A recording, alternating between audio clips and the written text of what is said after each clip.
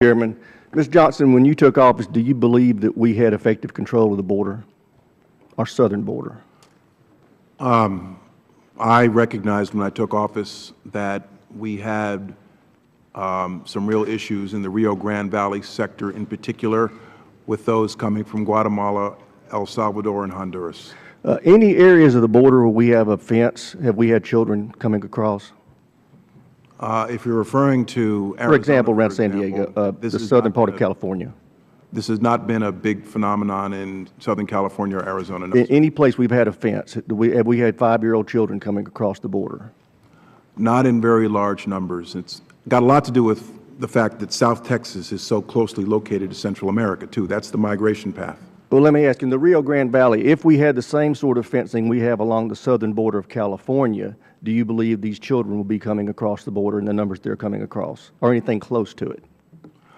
It's hard to answer because you're talking about the Rio Grande River, which is a very... I've been there. I know what I'm talking about. And we don't have a fence down there, and if we did, we wouldn't have 5-year-old children coming across. You know, this Congress in 2006, because I was here, we authorized and appropriated the money for 700 miles of fencing. We've gotten most of that, but that was done in 2009. We haven't had any more since then, and this is what we get for it. Let me ask this. I've been down in Nogales where they have the large detention facility, and I've seen the folks that we've detained be debriefed, cleaned up, put on a bus, and sent back. Why aren't we doing that with these children? Well, first of all, Nogales is being used right now as a processing center for the unaccompanied children.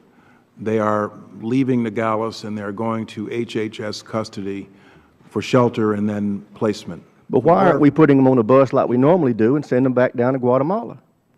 Because the law requires that I turn them over to HHS, sir. Well, the law required Obamacare to be kicked in 2 years ago, and that hadn't stopped the administration before when it wants to do something different. This is a humanitarian crisis. It's a national security crisis for our country, and I don't know why these children are being treated any differently. You know, you talked a little while ago about trying to talk with the Guatemalan government about what we should be doing. I think what you need to do is ask the Guatemalan government where they want these kids dropped off when the buses bring them back down there. You know, what are we doing other than taking them and putting them in a facility here that's going to make it more likely we will keep them here for months, if not years? Tell me what we're doing to get them returned home. We're creating additional detention space for adults who bring their children. And I want to consider every option for stemming this tide, sir. The law that was created in 2008 requires that we turn these kids over, if they're unaccompanied, to the Department of Health and Human Services within 72 hours generally. So that's what we do.